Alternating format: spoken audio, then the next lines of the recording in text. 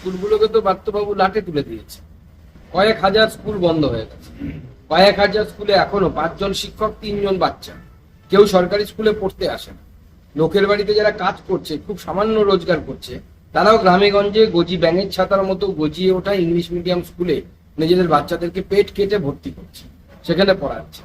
এবং school college বিশ্ববিদ্যালয় সব জায়গাতেই ব্রাত্যবাবু এবং তার তৃণমূল কংগ্রেসের দলবল যে হুলিগানিজম শুরু করেছে, তারপর শিক্ষা নিয়ে আর বর্তমান শিক্ষামন্ত্রী মুখ খোলা উচিত না।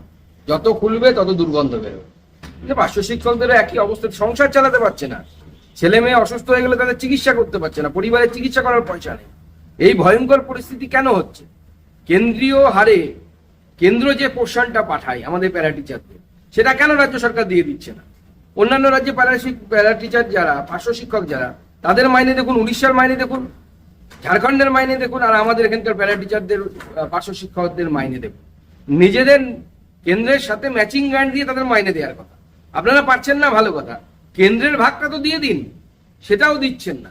কেন্দ্রের ভাগ থেকে, ওখান থেকে টাকা নিয়ে পার্শ্ব শিক্ষকদের মুখের গ্রাসকে কেড়ে নিয়ে কোথাও সবুজ সাথী সাইকেল, কখনো সেটাকে ব্যাগ দেওয়া হচ্ছে, মাইনের টাকাটা কেটে দেওয়া হচ্ছে। সর্বশিক্ষা মিশনে সরকার টাকা দেয়, কেন্দ্র সরকার টাকা দেয়, সেই টাকাটাকে এইখানে তারা নষ্ট করছে।